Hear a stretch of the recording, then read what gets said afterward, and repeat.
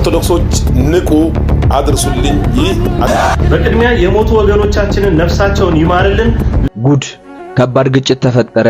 እስላምና ክርስቲያኑ ሰይፍ ተማዘዘ። ጠቅላዩ በአንተ ዘመን መከራችን በዛ። አቡነ አብርሃም ለነፍሴ ዋጋ እግሬ ነሽ፣ ለነፍሴ ዋጋ እግሬ ነሽ። ሰላም ውድ የዩቲዩብ ተመልካቾቼ፣ ዛሬም ደግሞ በዩቲዩብ ቪዲዮ ወደ እናንተ ተመልሼ መጥቻለሁ።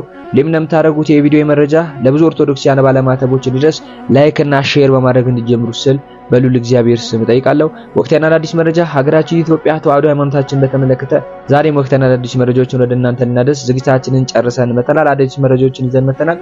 ሰብስክራይብ እያደረጋችሁ ደውሉን ጫናችሁ እስከ መጨረሻው ድረስ እንድትከታተሉን በሉል እግዚአብሔር ስም ጠይቃለሁ። እንግዲህ ሙስሊምና ክርስቲያኑ ምን ተፈጠረ? አቡነ አብርሃም የሰጡት አስተያየት አለ እና አቡነ ኤርሚያስም ጨምሮበታል። እንደዚሁም ሙስሊም እህትና ወንድሞቼም ያነሱት ሐሳቦች አሉና እነሱን ቪዲዮዎች ተመልክተን ስንመለስ ሐሳብ እንሰጥበታለን። የሃይማኖት ግጭት እንግዲህ እንዳይፈጠር በትልቁ ተፈርቷል ማለት ነው። እስቲ ቪዲዮዎቹን ተመልክተን እንመለስ።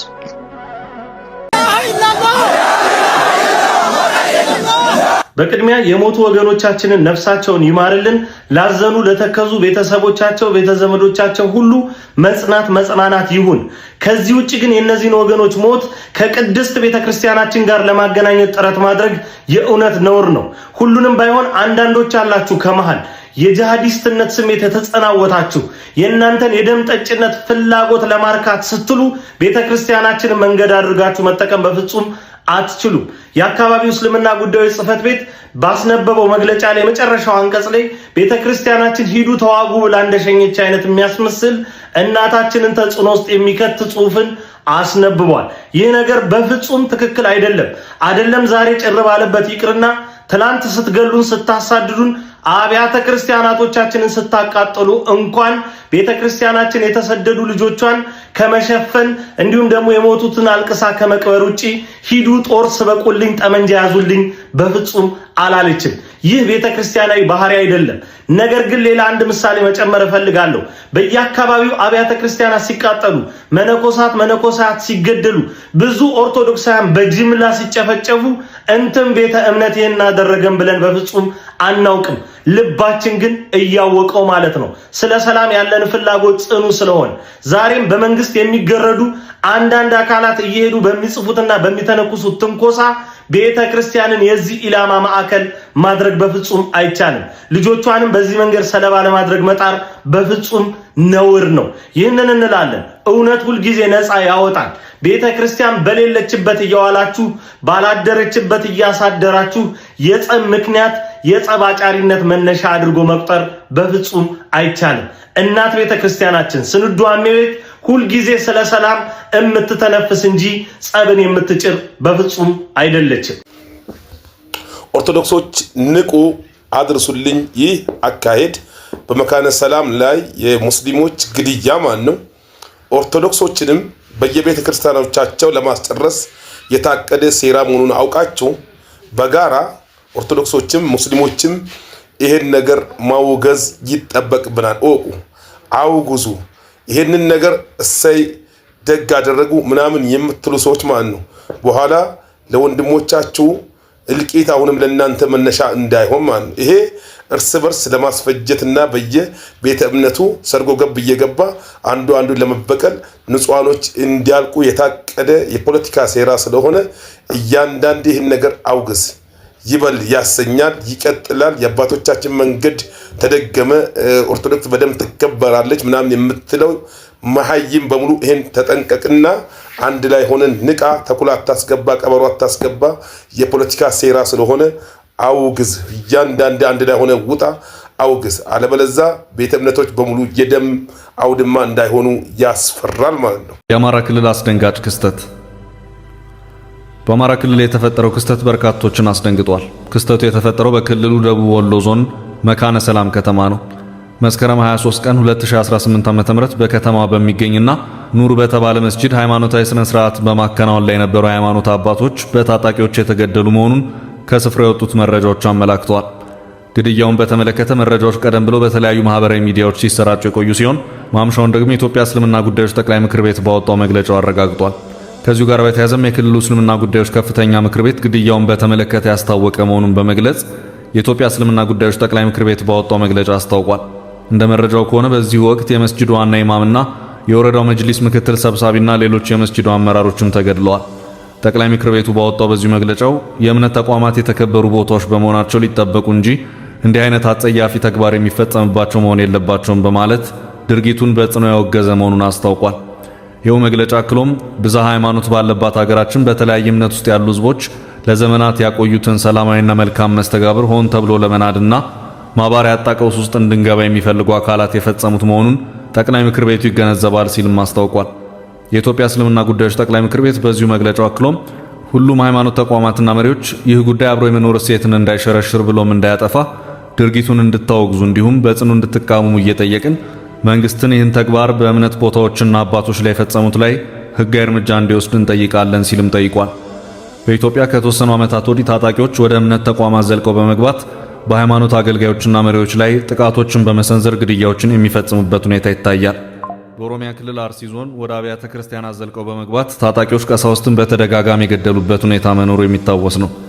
በተመሳሳይ መልኩ ከዚህ ቀደም በኦሮሚያ ክልል ምስራቅ ሸዋ ዞን ውስጥ በሚገኘው በዝቋላ ደብረ ከዋክብት አቡነ ገብረ መንፈስ ቅዱስ ገዳም ዘልቀው የገቡ ታጣቂዎች መነኮሳትን የገደሉበት ሁኔታም የነበረ መሆኑ የሚታወስ ነው። በእነዚህ ሃይማኖት አባቶችን የጥቃት ኢላማ ባደረገ መልኩ በሚፈጸሙት ግድያዎች ላይ ይህ ነው ሊባል የሚችል እኔ ነኝ የሚል አካል ኃላፊነቱን ሲወስድ አይታይም። በክልሉ ጥቃቱ በተፈጸመባት የደቡብ ወሎ መካነ ሰላም ከተማ ከሳምንት በፊት በመንግስት ኃይሎችና በፋኖ ታጣቂዎች መካከል ውጊያ እንደተካሄደ የወጡት መረጃዎች ያመለክታሉ። የአማራ ክልል አስደንጋጭ ክስተት። በአማራ ክልል የተፈጠረው ክስተት በርካቶችን አስደንግጧል። ክስተቱ የተፈጠረው በክልሉ ደቡብ ወሎ ዞን መካነ ሰላም ከተማ ነው። መስከረም 23 ቀን 2018 ዓ.ም በከተማ በሚገኝና ኑር በተባለ መስጂድ ሃይማኖታዊ ስነ ስርዓት በማከናወን ላይ የነበሩ ሃይማኖት አባቶች በታጣቂዎች የተገደሉ መሆኑን ከስፍራው የወጡት መረጃዎች አመላክተዋል። ግድያውን በተመለከተ መረጃዎች ቀደም ብለው በተለያዩ ማህበራዊ ሚዲያዎች ሲሰራጩ የቆዩ ሲሆን ማምሻውን ደግሞ የኢትዮጵያ እስልምና ጉዳዮች ጠቅላይ ምክር ቤት ባወጣው መግለጫው አረጋግጧል። ከዚሁ ጋር በተያያዘም የክልሉ እስልምና ጉዳዮች ከፍተኛ ምክር ቤት ግድያውን በተመለከተ ያስታወቀ መሆኑን በመግለጽ የኢትዮጵያ እስልምና ጉዳዮች ጠቅላይ ምክር ቤት ባወጣው መግለጫ አስታውቋል። እንደ መረጃው ከሆነ በዚህ ወቅት የመስጂዱ ዋና ኢማምና የወረዳው መጅሊስ ምክትል ሰብሳቢና ሌሎች የመስጂዱ አመራሮችም ተገድለዋል። ስልጠና እንጀምራለን። ማንም የሚከለክለን የለም። ምን መስጊዶቻችን ለመጠበቅ ሙስሊም ወንድሞቻችን ለመጠበቅ ሰልጥነን ከዛ በኋላ እኛን ሊያጠቃ የመጣ ማጥቃት እንኳን ባንችል ተከላክለን እንሞታለን። አላህ በአማራ ክልል መካነ ሰላም የተሰማው ነገር እጅግ በጣም አስደንጋጭ ነው። ወደ 4 የሚጠጉ የመስጊዱን ኢማም ጨምሮ የኑር መስጊድ ኢማምን ጨምሮ 4 ሰዎች መገደላቸው እስካሁን ድረስ ተረጋግጧል። እንግዲህ የመስጊዱ ሙአዚን ህዝቡ ለመጣራት ታጣቂዎች ወደ መስጊድ በሚገቡበት ወቅት አዛን ለማድረግ ሞክረው ነበር። ነገር ግን አዛኑ ሳይጨርሱ እንግዲህ ታጣቂዎቹ በጥይት እንደረሸኗቸው ጭምር ነው እየተገለጸው። እንግዲህ በአማራ ክልል ከዚህ በፊት ሞጣ ላይ፣ ጎንደር ላይ ነበረውን ታውቃላችሁ። አሁን ደግሞ መካነ ሰላም ተረኛዋ ነች ተብሏል። እንግዲህ ነገር ላጋራችሁ ብዬ ነው። ከዚህ በፊት እነዚህ ነገሮችን የፈጸሙ ሰዎች ለፍትህ አልቀረቡም ነበረ። እንግዲህ የልብ የተሰማቸው ነው የሚመስለው። አሁንም ደግሞ ቀጥለውበታል። ይህን ነገር ላደርሳችሁ ብዬ ነው። ሟቾቹን አላህ ሸሂድነት የሚወፍቃቸው። ሰላም አለይኩም፣ ይመቻችሁ። አሰላሙ አለይኩም ወራህመቱላሂ ወበረካቱ። እንግዲህ በአማራ ክልል ላይ ያለው ሰላም እጦት ሳያንስም የህዝቡ ስቃይ ሳያንስ ሌላ የእምነት ብጥብጥ እንዲፈጠር ክልሉ አሁን ካለበት ትርምስ ወደ ሌላ ትርምስ አማራው በእምነት ተባልቶ ከምድር እንዲጠፋ የሚፈልጉ ኃይሎች እውነት ለኛ ያዘኑ መስለው የአዞን ባያነቡ በየሶሻል ሚዲያው አፋቸውን ሲከፍቱ ስላየው ገዳይ ወይንም ደግሞ አጥፊ ማን እንደው ሳይታወቅ እንዱ ባፈና ደፈና ለአንድ አካል ተሰጥቶ የሚደረገው ጮት ተገቢ አይደለም። በመጀመሪያ ለኛ የምታዙ እንዳላደላችሁ እናውቃለን። በብዙ አካባቢዎች የኛ ሰው ሲሞት ሲገደል አንድ ቀን ተናገራችሁ የማታውቁ በክልላችን ላይ የሚፈጠርን ችግር እኛው ስለምንፈታው ሌሎቻችሁ ስርዓት ብትይዙ ጥሩ ይመስለኛል። ከትላንት በስቲያ በመካነ ሰላም በታጠቁ ኃይሎች ማለት ነው የመስጊድ ኢማሞች እንዲሁም ደግሞ አገልጋዮች መገደላቸው ተከትሎ ማለት ነው በዛሬው ዕለት በደቡብ ወሎ ዞን የሃይማኖት አባቶች አስቸኳይ የተባለ ስብሰባ አድርገዋል። ሁሉም ወረዳና ከተማ በሚባል ደረጃ ዛሬ የሃይማኖት አባቶች አስቸኳይ የተባለ ስብሰባ ማካሄደው ነበር። ታዲያ በስብሰባው ማለት ነው ድርጊቱን አውግዘው ከትላንት ወዲያ የተፈጸመው ድርጊት አውግዘው ነገር ግን አሁን ላይ የሃይማኖት አባቶች አካባቢው ላይ ያለው ነገር አረጋግተው ከተማዋ እንደበፊቱ ሰላማ እንዲመለስ ምዕመናን እንዲያረጋጉ መመሪያ መሰጠቱም እንግዲህ ተገልጿል። ታዲያ ስብሰባ የተደረገው ከ10 በላይ ወረዳዎች ሲሆኑ እዚህ ጋር ያስቀመጥኩት ማለት ነው በእነዚህ ወረዳዎች ነው ስብሰባ የተደረገው። ይህንን ያደረጋገጠው የዞኑ ኮሚኒኬሽን ቢሮ ሲሆን ማለት ነው እንግዲህ እንደሚታወቀው እነዚህ በግፍ የተገደሉ ሰዎች በትላንትናው ዕለት ስርዓተ ቀብራቸው መፈጸሙም የሚታወቅ ነው። መልካም ቀን። ጀግና ከሆነ እውነት ያለው ከሆነ ፍርድ ቤት እንገናኝ፣ ይክሰሰኝ። ወንጀለኛ ነው የሚል ካለ ፍርድ ቤት ከሶ ማስፈረድ፣ ህዝብ ፊት አቅርቦ ማስፈረድ፣ የፈለገ ካለ ስድብ የሚያጸድቅ ከሆነ ይጽደቅ። እኔ ለመቀበል ዝግጁ ነኝ። እንደው በዚያ በሩቁ ሳይታይ ከሚሳደብም እነሆ ድምጽ ማጉሊያውን ልስጠውና ዜጋ የፈለገውን ደስ ያለውን ይበልና ይውረድ። መልስ አልሰጠውም። በሃይማኖቴ ከመጣ ዛሬም ነገም እነግርሃለሁ። ይምረርህም ይጣፍጥህም ምንም ስም ስጥ ምን በሃይማኖት ከመጣ እነግርሃለሁ። እርግጠኛ ሆኜ ነው የምነግርህ እስከ ሞት ድረስ። ባህር ዳር ህዝብ ለኔ ምን ብዬስ ውለታውን መልስለታለሁ? ምን ብዬ በምንስ አገልግሎቴ ደስ አሰኘዋለሁ? ቅዱስ ህዝብ ነው። ጠቅላላ የኢትዮጵያ ህዝብ እስካሁን ለኔ የሚያደርግልኝ ድጋፉም ሐሳቡም ጸሎቱም በኔ ልከፍለውም ማለት በእውነት እኛ እኮ ተናግረን አውርተን ሰለቸን። ምክንያቱም እኛ ወደ ላይ እያንጋጠጥን ነው። ኧረ እባካችሁ አባቶች፣ ኧረ ተው፣ ኧረ አስተውሉ፣ እንደዚህ አድርጉ፣ እንደዚህ በሉ ማለት እኮ አይገባንም ነበር እንዴ። እርሶ በቤተ ክርስቲያን ነው የተወከሉት አይደለ? በቤተ ክርስቲያን እስከ ተወከሉ ድረስ ቤተ ክርስቲያን ህግና ስርዓት፣ ቀኖናና ዶግማ አላት። የት ቦታ መገኘት የት ቦታ አለመገኘት እንዳለቦት ማለት ነው። እርሶ እንደ አባትነት እንደ ሃይማኖት አባትነቱ ማስከበር የሚገባውት የቤተ ክርስቲያንን ህግና ስርዓት ነበር። ነገር ግን በማናለብኝነት እያየን ነው፣ በጣም በሚያሳዝን ሁኔታ ማለት ነው። ለማንኛውም አሁንም ደጋግሜ ይላሉኝ እግዚአብሔር በትሩን ያነሳ ጊዜ ሰይፍ የተነሳ ጊዜ እንደባለፈው እንደቀደመው ጊዜ ኑ ልጆቼ እባካችሁ ድረሱልን ብትሉ ማንም ይደርስላችሁ የለም። ቤተክርስቲያን ያዋረዳችኋት መስሏችኋል። ነገር ግን የተዋረዳችሁት እናንተ ናችሁ። በቅርቡ ዋጋችሁን ታገኛላችሁ። ሁላችሁም በቤተክርስቲያን ላይ የዘበታችሁ የቀለዳችሁ ቤተክርስቲያን ወደ ዘረኝነት ለመውሰድ የዳዳችሁ ሁሉ ከእግዚአብሔር ዋጋችሁን ታገኛላችሁ። ነገር ግን ቤተክርስቲያንነቷ ይቀጥላል። ሌላው በዓል ነው። ስለ በዓሉ ተቃውሞ የለም። ማንም ሰው በፈለገው ነገር ማምለክ መከተል ይችላል። ነገር ግን ቤተክርስቲያንን ወክሎ ቤተክርስቲያን ለዛ በዓል ፈቃድ እንደምትሰጥ አርጎ ቤተክርስቲያን አስታኮ ይሄንን ማድረግ ደግሞ በጣም የሚያሳፍር ነገር ነው ማለት ነው። ስለዚህ ብታስተውሉ መልካም ነው። ልብስ ሲለብሱ ጸሎት አለው። ግን ያየነው የጳጳሳት ቆብ አድርገውላቸዋል፣ ካባ አልብሰዋቸዋል። ትናንት ተነጋግረናል። የሚመስለው ልብሱ የተከበሩ አርቲስት አብራር አብዶን ታውቋቸዋላችሁ። አቡነ ጴጥሮስ ነው ሰርተዋል፣ ታውቃላችሁ። ገጸ ባህሪውን ለብሰው ተጎናጽፈው እንደ እምነት የሌላ እምነት ተከታይ ናቸው። እንኳን ጳጳስ ለመሆን ማለት ነው።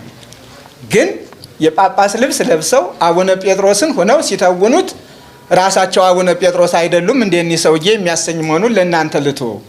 ግን ጳጳስ አይደሉም፣ አቡነ ጴጥሮስንም አይደሉም። በተውኔቱ ዘርፍ ብዙዎችን አይታችኋል። ካህናት ሆነው አንድ ቀን ተራ ሰው ሆነው አንድ ትልቅ ሰው የማይሰራውን ሲሰሩ የምናያቸው ሰዎች፣ ሌላ ቀን ደግሞ ቄስ ሆነው መስቀል ይዘው ሲናዝዙ፣ ሲያስተምሩ፣ ሲመክሩ በተውኔቱ ዓለም እናያቸው። ቪዲዮውን እንደተመለከታችሁ ነው እንግዲህ በግዕዝ ትምህርት የተነሳው አንድ ሁለት መካነ ሰላም ላይ እንግዲህ ብዙ ሙስሊሞች ሞተዋል ማለት ነው። መስጊድ ላይ እየጸለዩ እያመሰገኑ ፈጣሪያቸውን ባለበት ሰዓት እንግዲህ በአሰቃቂ ሁኔታ መገደላቸውን ሰምተናል። ነገር ግን ይሄን ነገር ወደ ኦርቶዶክሲያን ባለማተቦች በመውሰድ ነገሩን ወደ ኦርቶዶክሲያን ባለማተቦች መለጠፍ ለምን እንዳስፈለገ አላቅም። የተለያየ መጅሊሱም እንግዲህ ያወጣው መረጃ ላይ መልእክት ላይ እንደምትመለከቱት ቴዶ ዘሩፋኤል በደንብ አስረድቷቸዋል ብዬ አስባለሁ። እንደምትመለከቱት እንግዲህ የተሰጠው መግለጫ በጣም የሚያሳዝንና ኦርቶዶክሲያን ባለማተቦች ላይ ታፔል ላይ መለጠፍ ነገር ነው የተሞከረው። እግዚአብሔር አምላክ ደጉን ጊዜ ያምጣልን። እስላምና ክርስቲያኑ ያን ሳንቲም ሁለት ገጽታ ነው ማለት በመከባበርና በመተሳሰብ ነው እንጂ በእንደዚህ አይነት ነገር አለ ተዋዶ ተፋቅሮ የኖረ ህብረተሰብ ነው ለማለት ፈልጋለሁ። ነገር ግን አንድ ሐሳብ መስጠት ፈልጋለሁ። እነዚህ ኦርቶዶክሲያን ባለማተቦች እንግዲህ ቂልጦ ማርያም ላይ ቅድስት ቤተክርስቲያናችን 3 ጊዜ ስትቃጠል ወራቤ ሩፋኤል ሲቃጠል ሲነድ ወራቤ ላይ እንግዲህ አርሴምዬ 2 ጊዜ ስትቃጠል እንግዲህ እቺ ቅድስት ቤተክርስቲያን ማንም ላይ ታፔላ አልለጠፈችም። ማን እንዳደረገው ያ ነገር ይታወቃል። ነገር ግን ማንም ላይ እቺ ቅድስት ቤተክርስቲያን ታፔላ አልለጠፈችም። ሰላምን ፍቅርን የምትሰብክ አማኔት የሆነችው ቅድስት ቤተክርስቲያን ባላለችበት ለማስዋል እንግዲህ ብዙ ነገር እየተደረገ ይገኛል። እግዚአብሔር አምላክ የደጉን ጊዜ ያምጣልን። የህብረተሰብ ተዋዶ ተፋቅሮ የሚኖር ህብረተሰብ ነው ለማለት እፈልጋለሁ። እንግዲህ ለቅድስት ቤተክርስቲያናችንም ለሀገራችንም ለሁላችንም እንግዲህ ሰላሙን ፍቅሩን ያድለን ለማለት እፈልጋለሁ። ሀገራችን ኢትዮጵያን መሀሏን ገነት ዳሯን እሳት አድርጎ እስከመጨረሻው ድረስ ይጠብቅልን ለማለት እፈልጋለሁ። እንግዲህ የሃይማኖት ግጭት በጣም ከባድ ነው፣ ከተነሳ የማይቆም ነውና እግዚአብሔር አምላክ ለወንድሞቻችንም ለኛም እንግዲህ ፍቅሩን ሰላሙን ያድለን፣ የድሮ ፍቅራችንን ይመልስልን ለማለት እፈልጋለሁ። በእንደዚህ አይነት ነገር የተጠመዳችሁ እንግዲህ ሃይማኖትን ከሃይማኖት ለማጋጨት የምትሞክሩ ሰዎች እባካችሁን ይሄ ነገር አይጠቅማችሁም፣ ከድርጊታችሁ ተቆጠቡ። ተዋዶ ተፋቅሮ የኖረ ህዝብ ነው፣ ህብረተሰብ ነውና ምንም ልለዩት አትችሉም ለማለት እፈልጋለሁ። ሰብስክራይብ እያደረጋችሁ የደሉታን ጫናችሁ አበረታቱን። በቀጣይ ወቅታዊና አዳዲስ መረጃ እናንተን ቁም ነገር ያስጨብጣሉ የሚልናቸውን ቪዲዮዎች ይዘን እንመጣለን። እስከዛው ድረስ ግን ሰላም ቆዩ።